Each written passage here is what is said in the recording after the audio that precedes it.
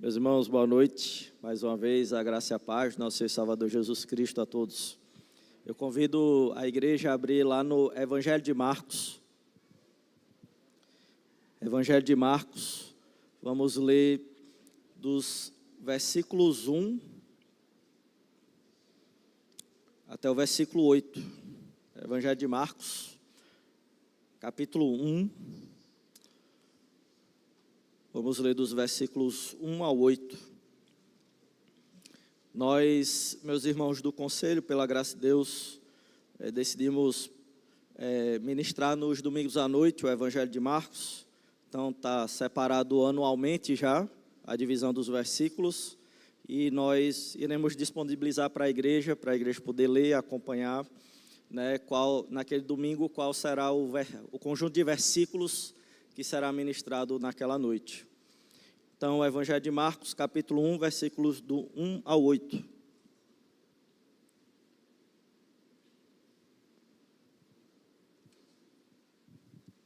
Diz o seguinte, a palavra do Senhor. Princípio do Evangelho de Jesus Cristo, Filho de Deus. Conforme está escrito na profecia de Isaías. Eis aí envio diante da tua face o meu mensageiro, o qual preparará o teu caminho. A voz do que clama no deserto, preparai o caminho do Senhor, endireitai as suas veredas. Apareceu João Batista no deserto, pregando o batismo de arrependimento para a remissão de pecados. Saíam a ter com ele toda a província da Judéia e todos os habitantes de Jerusalém. E confessando os seus pecados, eram batizados por ele no rio Jordão. As vestes de João eram feitas de pelos de camelo, ele trazia um cinto de couro e se alimentava de gafanhotos e mel silvestre. E pregava dizendo, após mim vem aquele que é mais poderoso do que eu, do qual não sou digno de, curvando-me, desatar-lhes as correias das sandálias. Eu vos tenho batizado com água, ele, porém, vos batizará com o Espírito Santo. Vamos orar ao Senhor, meus irmãos, agradecendo sua palavra lida. Senhor, nós estamos aqui diante da sua presença e queremos agradecer tua santa palavra lida, que o Senhor possa aplicar em nossos corações. Peço a ti que eu possa ser encontrado fiel, ministrando a palavra da verdade. É isso que eu te peço, em nome de Jesus. Amém. Meus irmãos, você já se sentiu preso em uma situação sem saída, na qual não há escapatória, já experimentou aquela sensação de estar cercado de problemas sem enxergar um caminho para a libertação? Talvez você esteja lidando com dificuldades financeiras, com doenças, com relacionamentos quebrados ou um passado que continua a te assombrar.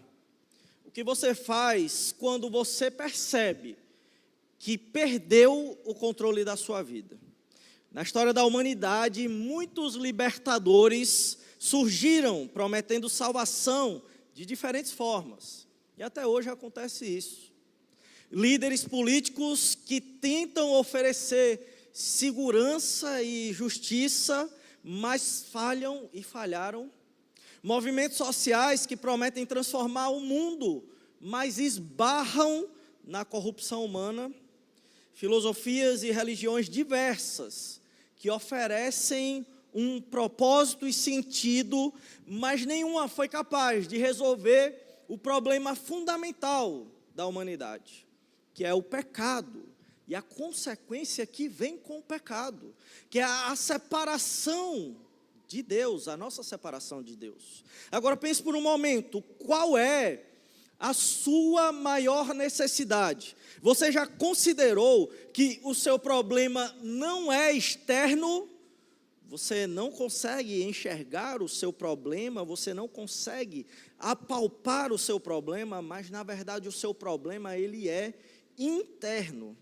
O povo de Israel do Antigo Testamento também ansiava por uma libertação. Eles foram escravizados no Egito, sofreram o exílio, a escravidão, ficaram cativos e esperaram ansiosamente pelo Messias, pelo ungido prometido. Mas será que eles realmente entendiam que eles precisavam não ser libertos da escravidão dos inimigos, das nações, mas serem libertos dos seus pecados? Se alguém te perguntasse hoje, qual a maior notícia que você já recebeu na sua vida? O que você responderia? Será que você responderia, foi o nascimento do meu filho? Não, eu responderia que foi a doença incurável, que Deus me curou. Ou será que eu diria, foi uma oportunidade de emprego, que eu não via com os meus olhos humanos, mas Deus abriu para mim essa oportunidade. Todas essas coisas, elas podem ser boas, mas nenhuma delas pode trazer a libertação eterna. Nenhuma delas pode tirar de nós do único problema que nos leva à morte eterna, que é a escravidão do pecado.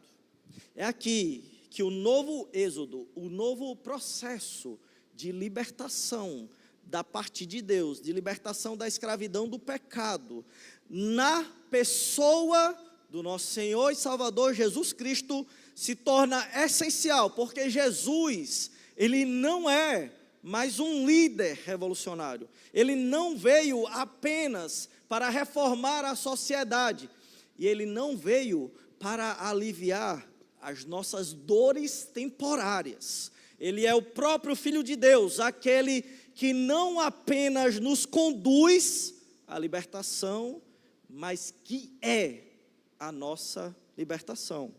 E é isso que nós vamos ver no Evangelho de Marcos, meus irmãos, que Jesus, ele inaugura o novo êxodo. O novo êxodo acontece na pessoa de Jesus Cristo. E nós vamos ver hoje a primeira fase desse novo êxodo, porque ele acontece em etapas. E a primeira fase do novo êxodo é que o mensageiro prepara o caminho do Senhor. Veja comigo nos versículos de 1 a 8, o que diz a palavra de Deus. E a gente vai, versículo por versículo, explorando. Diz assim no versículo 1, princípio do Evangelho de Jesus Cristo, Filho de Deus. Para os irmãos que estavam esperando uma contextualização, a gente vai fazer na medida que eu explico o texto, tá? Então, primeira pergunta que a gente faz com esse versículo 1. Cristo, que significa Messias, nos leva a qual texto? Se você ler o versículo 2, você vai ver conforme está escrito aonde? Na profecia de Isaías. Então parece que o narrador, ele está dizendo, olha, vai para Isaías. Então a gente vai seguir o que o narrador está dizendo, vamos para Isaías. E no contexto de Isaías, onde a gente vê essa palavra no original, que aparece também na Bíblia hebraica. E a gente vê lá em Isaías 61, versículo 1, que diz o seguinte: o Espírito do Senhor Deus está sobre mim, porque o Senhor me ungiu, me tornou Messias, me fez Cristo, digamos assim. O Senhor me fez rei. É a unção que fazia o rei, né? No Antigo Testamento era assim, Davi ele foi ungido rei. Mas essa pessoa, o Senhor ungiu essa pessoa rei para fazer o quê? Pregar boas novas, as boas notícias. Aos que quebrantados ou pobres, enviou-me a curar, a consolar os quebrantados de coração, a proclamar libertação, soltura a quem estava preso, aos cativos, e pôr em liberdade os algemados, reforçando mais uma vez. E o contexto que isso aparece do livro de Isaías é muito importante para a gente, porque ele aparece na terceira divisão do livro, que o livro é muito extenso, vai até o capítulo 66.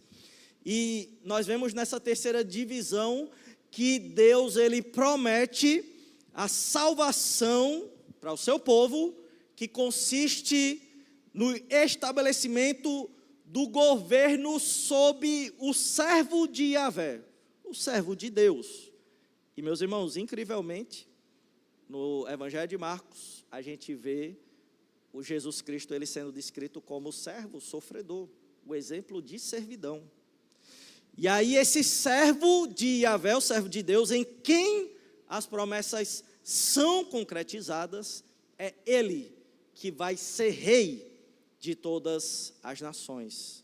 Então parece que Marcos ele está falando para nós que essa é uma promessa do Antigo Testamento, lá em Isaías, e que Jesus Cristo, ele é o começo dessas boas notícias para um povo que se encontrava oprimido, cativo, algemado e doente. E esse povo não é só o povo de Israel, mas somos cada um de nós que precisamos dessa boa notícia. E essa boa notícia é uma pessoa, e é a pessoa do Senhor Jesus Cristo. Ainda no capítulo 1, no versículo 1, vamos ver então, e filho de Deus, Claudino, porque a gente vê aqui princípio do Evangelho de Jesus Cristo, Messias, Rei, mas também tem outra titulação no versículo 1, Filho de Deus. Então a gente vai para o mesmo texto de Isaías, porque o autor quer nos levar a Isaías, mas a gente vai para um capítulo diferente, que é onde aparece menção a um filho. E nós lemos na nossa liturgia, que está lá em Isaías capítulo 9, versículos 6 e 7. Então, o Filho de Deus é uma expressão que aparece aqui. E diz o seguinte, lá em Isaías 9, 6 e 7. Porque um menino nos nasceu, um filho se nos deu. O governo está sobre os seus ombros, e o seu nome será Maravilhoso Conselheiro, Deus Forte, Pai da Eternidade, Príncipe da Paz, para que se aumente o seu governo e venha a paz sem fim sobre o trono de Davi e sobre o seu reino, para o estabelecer e o firmar mediante o juízo e a justiça, desde agora e para sempre. O zelo do Senhor dos exércitos fará isto. Então, Isaías, a gente vê nesse contexto que o plano de salvação de Yahvé, do Deus Todo-Poderoso, para Israel, ele está prejudicado. E ele está prejudicado por quê? Se você ler capítulo 1 de Isaías, você vai ver que o povo está só a misericórdia, no pecado e na incredulidade. E isso está levando o povo a ser julgado por esse Deus, pelo Deus Todo-Poderoso. Mas só que ainda assim, isso não vai impedir Deus do seu plano de salvação. E esse plano de salvação, ele vai se concretizar por intermédio do Emanuel, o Deus conosco. O sinal, o Emanuel, esse filho, ele é o sinal de Deus para a nação de que vai existir salvação. Que ele vai governar, esse menino, ele vai ser o libertador da opressão, e ele vai ser o Filho de Deus, que vai libertar Israel dos seus pecados. Então veja como Marcos ele nos leva a algo que ele vai falar constantemente no seu evangelho. Parece que o contexto de Isaías nos leva ao entendimento de que Israel estava passando por uma dificuldade de confiar nesse plano. Por causa da incredulidade, nós podemos também estar tendo dificuldades de confiar na pessoa de Jesus Cristo por outros motivos. E aí, ainda assim, Deus diz, o plano vai se concretizar independentemente da sua confiança ou não. E o livramento da nação, ela vai ocorrer quando esse menino nascer, e ele vai se revelar como o Deus libertador. Porque você vê que os títulos que esse menino recebe, esse filho, se refere a títulos correspondentes ao próprio Deus, a coisas eternas. E o menino prometido será o Senhor, reinando no trono de Davi. O próprio Deus, ele quem vai reinar no trono porque é uma promessa feita lá em 2 Samuel, que Davi ele vai ter um trono eterno, e esse trono eterno ele vai ser cumprido na pessoa do Senhor Jesus Cristo, as promessas de Deus. Mas será que é tudo isso que você está falando mesmo, esse filho, certo, Claudinho? Eu fui convencido que Cristo realmente é rei e tal, já sabia disso, mas será que filho se refere a tudo isso que você está falando? Eu estou achando que você está meio desconexo hoje. Então vamos lá para Marcos capítulo 14. Marcos capítulo 14, eu não vou ler para economizar o tempo, mas Marcos capítulo 14, versículos 61 a 64. Se você ler, você vai ver que os líderes da nação de Israel, eles fizeram uma pergunta a Deus, a Jesus Cristo, porque eles estavam querendo julgar Jesus culpado. E eles fizeram a seguinte pergunta: você é o Messias, o Cristo? Você é o Filho de Deus, bendito? E aí Jesus diz, sim. E aí eles falaram, você blasfemou a Deus. Perceba que Marcos, ele não usa Filho de Deus quando ele associa a pessoa de Cristo, como nós geralmente achamos que somos filhos de Deus. Mas para o judeu, isso foi uma afronta tal, que Jesus estava dizendo na percepção de Marcos, que Jesus Cristo é o Filho de Deus, no sentido que ele tem o DNA do próprio Deus, a essência do próprio Deus. Então, no momento que ele diz sim, eles falam, eles blasfemaram contra Deus, ele blasfemou contra Deus, porque ele disse que veio literalmente do próprio Deus, ele é o Filho de Deus. E aí, se você for lá em Marcos capítulo 15, versículo 39, você vai ver mais uma vez uma confissão correspondente a esse Filho de Deus, que é do centurião, que é a segunda grande confissão no Evangelho de Marcos. A primeira diz respeito a Pedro. E aí o centurião romano, ele diz, após a morte de Jesus, o quê? Verdadeiramente este homem era o Filho de Deus. E corresponde a tudo que nós lemos em Isaías. Então, a boa notícia é que diante da nossa escravidão, da nossa opressão, da nossa doença chamada pecado, existe uma pessoa que é o rei, que é o libertador, que ele vai tirar as algemas da nossa prisão, e essa pessoa se chama Jesus, o rei, o Filho de Deus, o próprio Deus encarnado. E aí a gente prosseguindo então, que a gente já sabe que existe esse libertador, Marcos ele continua então falando, ainda sobre Isaías, né? Ele diz, versículo 2, conforme está escrito em Isaías, ou na profecia de Isaías, o profeta, diz o seguinte, eis aí, veja, ou seja, esse eis aí é veja, envio diante da sua face ou diante de vocês o meu mensageiro. E aí, meus irmãos, é interessante porque Marcos, ele fala assim, eu vou dizer conforme está escrito em Isaías. Só que quando a gente vai procurar na Bíblia do Antigo Testamento, a gente não vê Isaías falando nenhuma vez isso. A gente só vai achar isso lá em Êxodo. Êxodo, capítulo 23, versículo 20. E literalmente está assim, lá.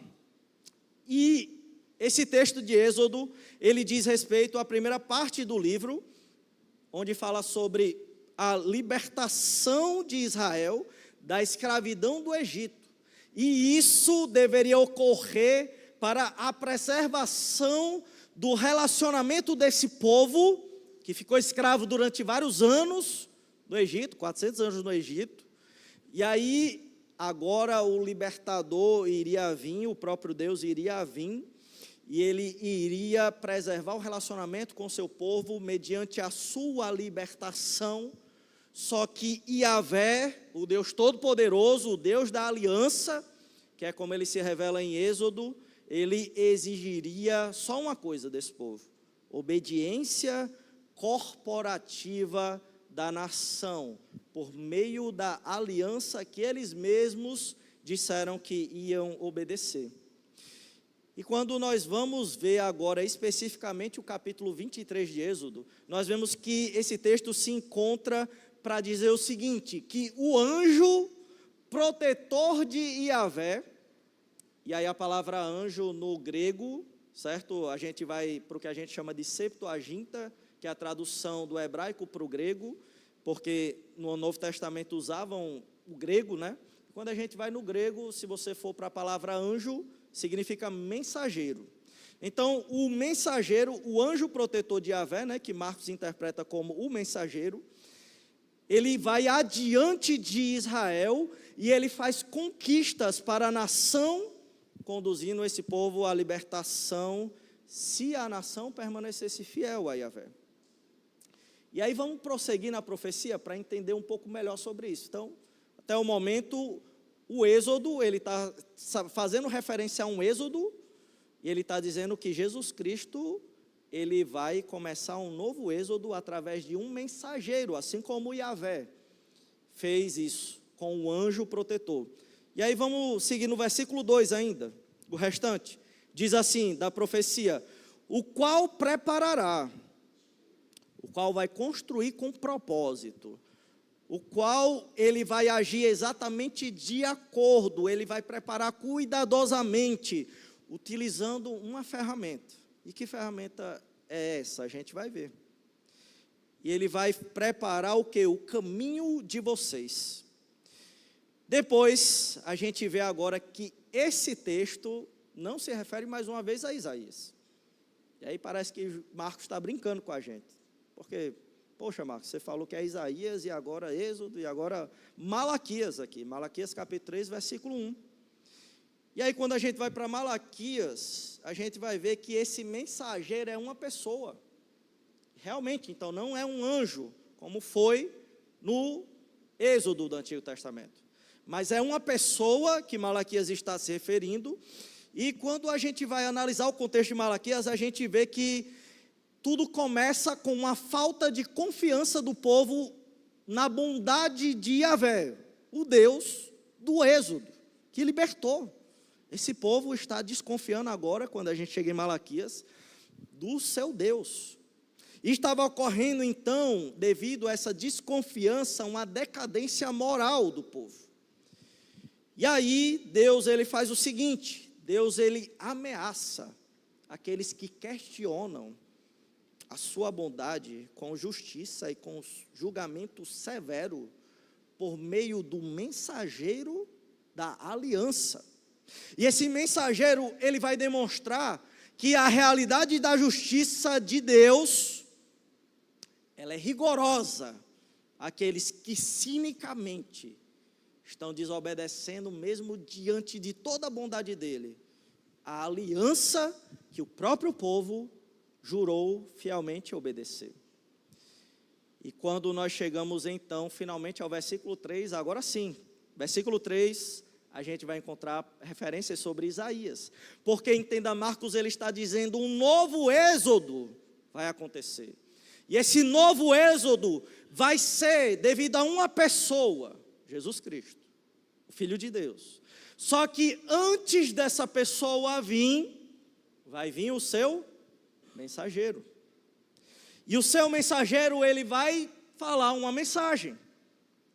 Então, perceba, ele está conduzindo a gente na história da redenção para levar ao que Isaías, diante de todas essas informações, queria nos falar.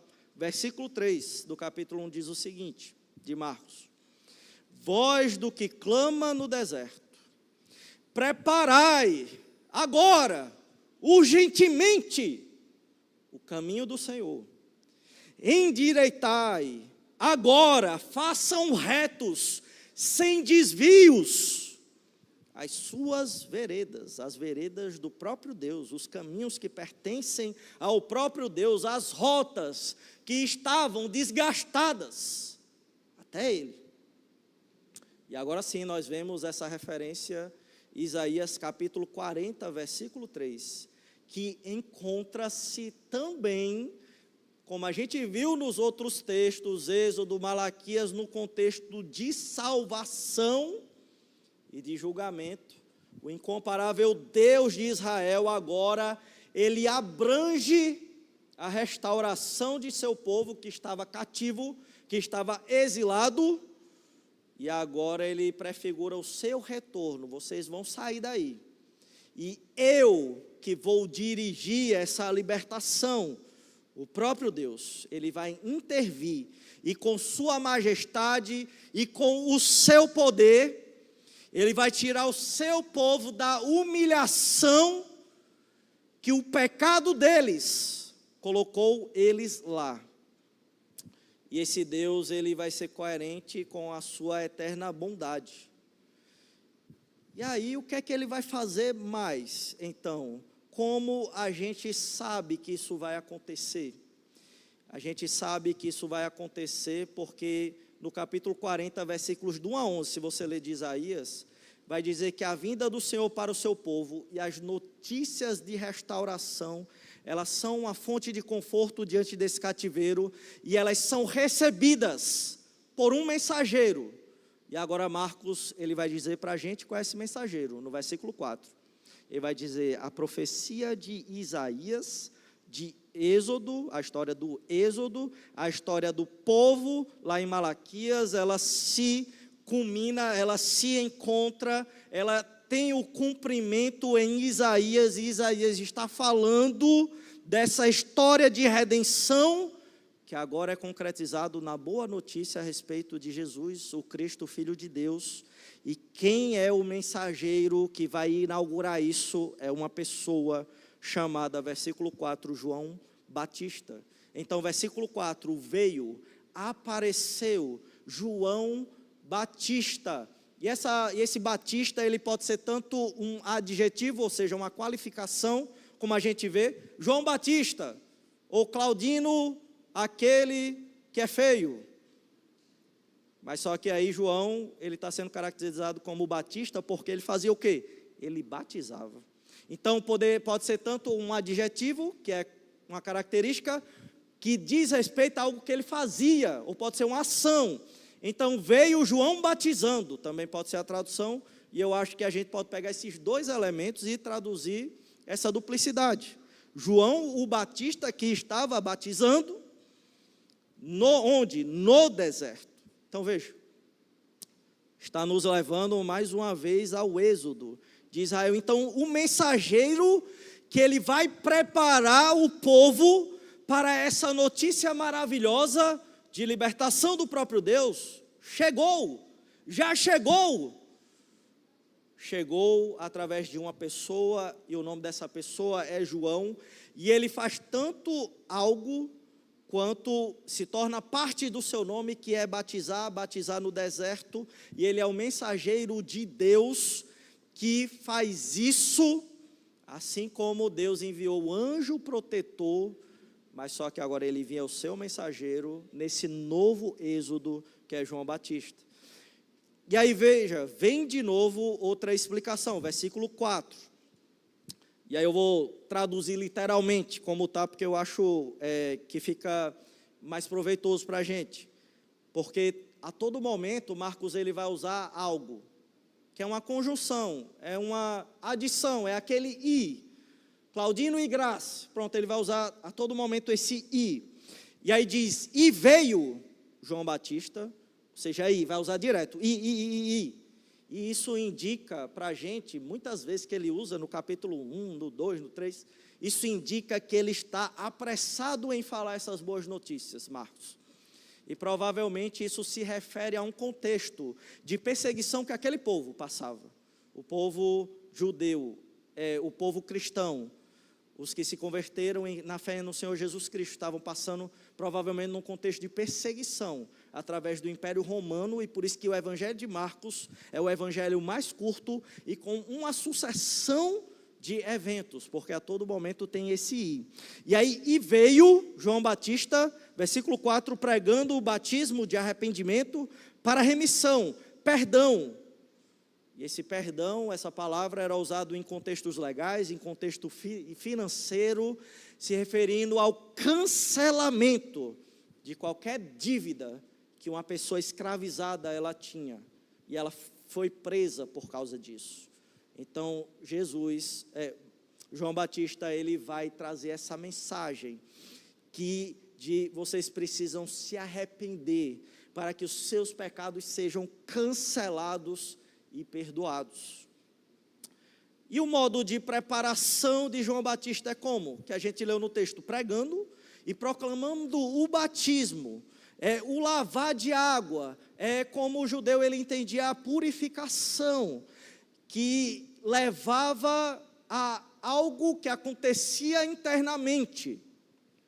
Internamente você era transformado e você levava a confissão dos seus pecados, porque você entendia que você precisava de cura, de libertação do seu pecado.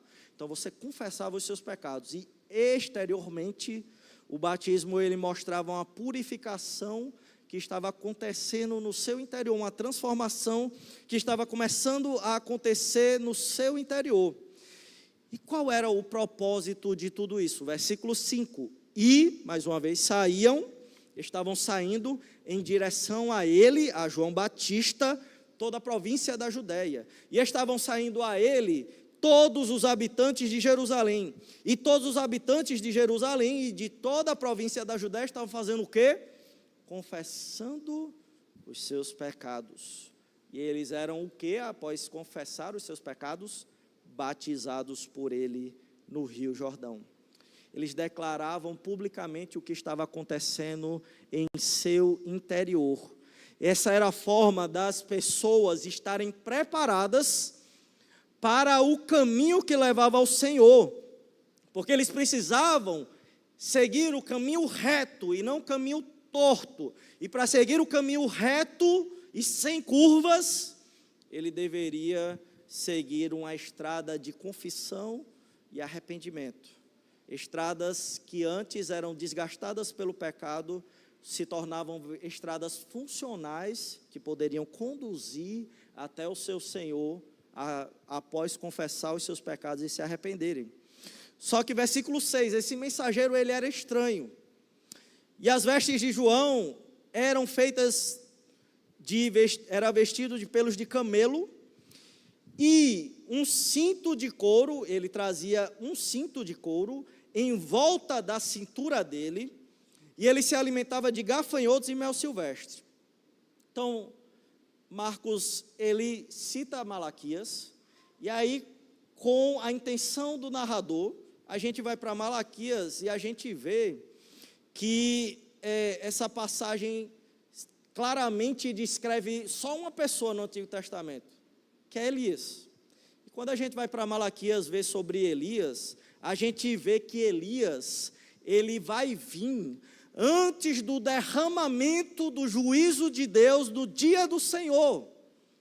Porque o dia do Senhor, que nós estamos cultuando hoje, ele é um dia de redenção, de novo céu, nova terra, da graça e da misericórdia e do amor de Deus, mas também pode ser um dia de julgamento severo de Deus para aqueles que não depositam a fé no Senhor Jesus Cristo.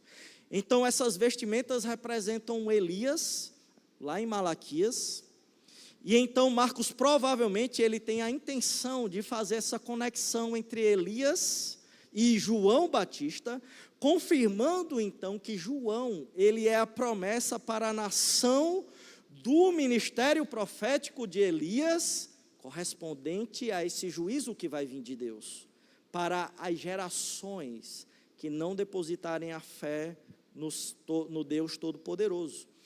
E o que é que João, ele anuncia então para essas nações receberem ou juízo ou salvação? Então, para as gerações que se voltam para Deus ou não se voltam para Deus, o que é que a gente vê? Versículo 7. E João pregava dizendo: vem aquele que é mais poderoso do que eu, do qual não sou digno, do qual eu, João, não sou suficiente. E eu não sou suficiente nem me curvando e tendo se abaixado e me colocando numa posição inferior, mesmo assim eu não sou suficiente. Para o quê? Para desatar-lhes as correias das sandálias dele. Eu não sou suficiente. Vocês não devem olhar para mim, porque eu estou apontando para alguém superior e eu não consigo nem fazer o trabalho mais simples que existia na época, que era desatar a sandália dos pés, após um viajante, um visitante chegar na casa. Esse era o trabalho de um serviçal, de um escravo, e eu não consigo nem fazer isso diante da presença dele. Eu também tenho outra falha, eu batizo vocês com água, mas ele, e você vai ver no outro versículo 9, que tudo isso se refere a Jesus Cristo.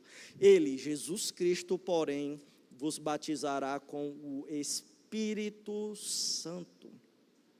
O que eu estou fazendo, João está dizendo nas palavras de Marcos, eu estou fazendo o batismo de arrependimento, mas não tem comparação o que Jesus Cristo vai fazer, que é o batismo com ou no Espírito. E parece que Marcos ele tem a intenção de fazer uma conexão, mais uma vez, a Isaías. Percebe? A gente está toda hora voltando nesses 3 textos que ele cita na profecia.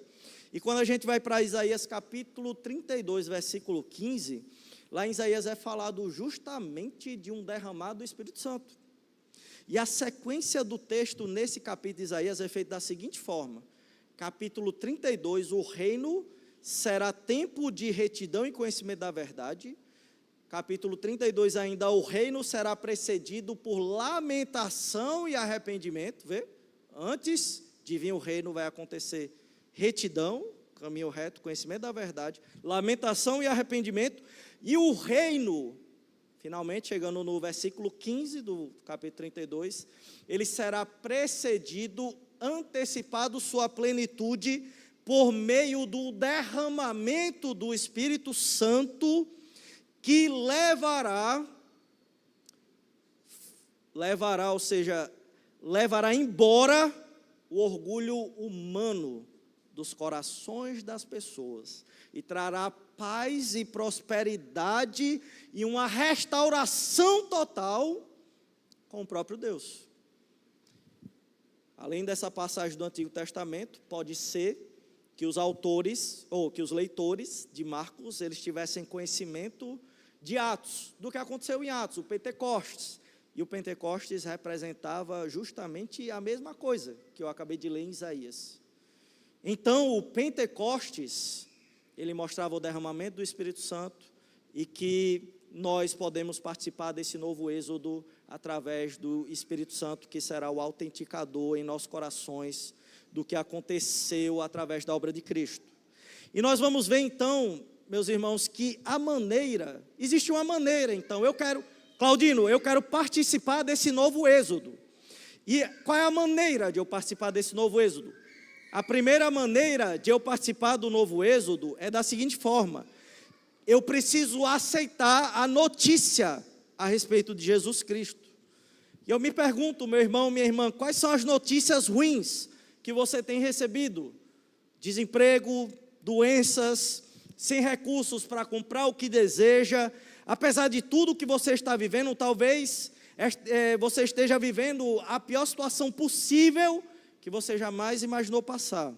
Existe ainda uma notícia para te animar, uma notícia que é a melhor notícia, que é a boa notícia, que é perpétua, que é eterna, e não se encontra em nada dessas coisas, que você procura ânimo para a sua vida, mas é uma pessoa, e a pessoa de Jesus o Cristo. Jesus é o Filho de Deus. O novo êxodo é iniciado por meio dessa pessoa que liberta e que traz cura, e se você aceitar essa pessoa, você vai por meio da fé usufruir todos os dias dessa boa notícia eterna. E se essa notícia é a melhor que existe, isso muda tudo na sua vida e na minha vida. Muda a maneira como nós ajudamos as pessoas, muda a maneira como nós suprimos a necessidade de outras pessoas, porque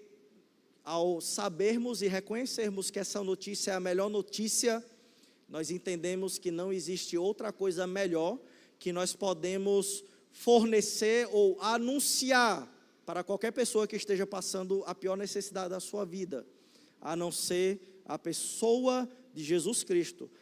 Assim como João Batista ele fez. Ele era um mensageiro que renunciava a si mesmo e sabia que era insuficiente e ele tinha que apontar para alguém suficiente, para alguém maior e para alguém capaz. E essa pessoa é a pessoa de Jesus Cristo. A segunda maneira que nós podemos participar do novo êxodo é após a aceitação da boa notícia, ou antes da aceitação da boa notícia, se você aceitou a boa notícia, é exigido isso de você, e antes de você aceitar a boa notícia, também é exigido isso de você, que é o quê? Um coração preparado. Se eu te perguntasse, por exemplo, como foi a sua conversão, o que você falaria para mim? Será que você responderia de qual forma? Responda no seu coração. Claudino, vá formulando uma história. Será que você responderia aí onde você está o seguinte: Jesus é tudo? Se eu perguntasse para você descrever a sua esposa, o seu marido, e o seu marido ou a sua esposa dissesse, por exemplo, se Graça dissesse, Claudina é tudo. Ela disse alguma coisa? Ela não me descreveu, ela não falou o que eu faço, ela não falou a profundidade do nosso relacionamento, ao falar que eu sou tudo. Ela falou alguma coisa, mas sem falar nada profundo sobre a minha pessoa. Será que é assim que nós devemos responder sobre a pessoa do Senhor Jesus Cristo? Será que você responderia, a minha conversão aconteceu porque Jesus Cristo é amor. A minha conversão aconteceu porque ocorreu um milagre na minha vida. Aí quando você vai falar do milagre, você fala de uma cura física. Mas esse não é o milagre principal e, na verdade, o exclusivo que Jesus quer que você passe. Quem é Jesus para você e para mim tem total conexão se eu tive uma experiência com Cristo ou se eu não tive essa experiência. O texto que a gente lê, meus irmãos, não tem nada a ver com as respostas que eu falei agora. Esse texto, ele fala que Jesus é o Cristo, Jesus é o Rei, Jesus é aquele que eu sou súdito dele, que ele é o meu Senhor e que ele é o meu Salvador. Ele é o Filho de Deus, ele é o próprio Deus encarnado. Jesus Cristo é o libertador, porque eu me encontrava na escravidão dos meus pecados e ele me conduz à restauração, à purificação dos meus pecados. Ele me tirou da separação intransponível, inimaginável, imensa, que eu tinha de Deus, para um relacionamento próximo de Deus. O Rei, ele exige arrependimento, ele exige confissão, ele exige uma reflexão sua e minha, profunda, de quão somos imundos, de quão somos infiéis. E esse reconhecimento é o que nos prepara não só a aceitar a boa notícia, mas a manter o curso da nossa vida nessa boa notícia, pela nossa suficiência, não, pelos méritos e pela suficiência de Cristo, é que estamos nesse relacionamento com Deus. E para finalizar, meus irmãos, existe uma terceira maneira de nós participarmos do novo êxodo. Pregue a mensagem a respeito de Jesus Cristo. Pense bem, quem você é, o que faz parte da sua pessoa, como você se descreveria. Será que você se descreveria representando o que você mais faz na sua vida, que é trabalhar? Por exemplo, eu sou advogado, eu sou concursado na Câmara Municipal de Natal, eu sou empresário, eu sou médico, eu sou... Não interessa quem você é. sobre a sua pessoa não é importante. A sua pessoa não vai levar ninguém à salvação. A sua pessoa e a minha pessoa não vai levar ninguém à salvação eterna e a tirar aqueles que estão perdidos e cegos caminhando ao abismo para outra direção. Mas existe uma pessoa que pode mudar tudo na vida de qualquer pessoa. E essa pessoa é importante. E nós devemos usar tudo o que nós somos e renunciar tudo o que nós somos, como João Batista fez, para que a nossa vida inteira aponte para essa pessoa, a pessoa de Jesus Cristo, Filho de Deus. Eu não sou digno, eu não mereço, eu sou inútil, até para desatar as sandálias dele. Então, porque a minha função social mais complexa, se João falou a mais simples, me mostra a minha incapacidade. Porque a função social mais complexa iria mostrar a minha utilidade. Deus está falando, quanto mais você humilha e renuncia a você mesmo, e isso é extremamente difícil, aí sim você exalta o seu Deus, o seu Senhor, o seu Salvador. Por exemplo, eu estava falando com alguns jovens, e falando sobre humilhação. E a igreja pode ajudar a humilhar o pastor, a humilhar o pregador, mas humilhar num bom sentido. E como vocês podem me ajudar, meus irmãos, a quem não fez e não faz? Tem algumas pessoas que já fazem, eu fico muito feliz com isso, e por isso que a nossa liturgia tem melhorado, acredito eu, por isso que a pregação tem melhorado, por causa de observações e feedback que os irmãos dão a respeito de como eu falo, de como eu divido o texto e várias outras coisas. E esse sistema, ele ajuda a me humilhar, a me regular. Porque eu não quero que eu apareça, meus irmãos, eu não quero vomitar estudo para vocês. Eu não quero vomitar as horas que eu passo e que eu me dedico e não pensar se vocês dão feedback da minha pregação, se vocês dão feedback da minha aula, e se vocês dão feedback de como o culto está acontecendo. Fica à vontade para falar, porque isso é uma faca no meu orgulho, e eu preciso tirar o meu orgulho até o dia do Senhor. E eu preciso renunciar a mim mesmo até o dia do Senhor. E eu tento fazer isso porque eu sou soberbo, meus irmãos. Eu sou orgulhoso, e eu não consigo muitas vezes dizer para mim mesmo que Jesus Cristo é quem importa. E vocês são instrumentos de Deus para fazer isso na minha vida e para eu dizer, não sou eu que importo, mas Ele é mais poderoso, Ele é mais capaz, é Ele que tem que aparecer. E quando isso não aparece, eu mostro a minha insuficiência para a igreja. Eu mostro a minha inutilidade e a mensagem, ela se torna sobre mim e sobre o que eu quero passar para vocês, e não sobre a pessoa do Senhor Jesus Cristo. E qual a forma que você pode se encontrar de se humilhar aos pés do Senhor Jesus e também tornar algum membro dessa igreja um instrumento para humilhar a sua soberba e o seu orgulho? Porque esse é o principal pecado da humanidade e que a gente tem que lutar constantemente. Meus irmãos, será que você se lembra da pergunta inicial? O que te mantém preso? Hoje vimos que o verdadeiro êxodo, a libertação definitiva, ela não vem de mudanças externas, mas ela vem de uma solução humana interior, na pessoa do Senhor Jesus Cristo. A pessoa do Senhor Jesus Cristo não só abre o caminho que o mensageiro anuncia, mas ele é o próprio caminho. Se você entendeu que o seu maior problema não é a situação que você está vivendo, mas é o pecado, e que sua maior necessidade é a pessoa de Jesus, então resta apenas uma resposta. E faça valer essa resposta todos os dias da sua vida e da minha vida.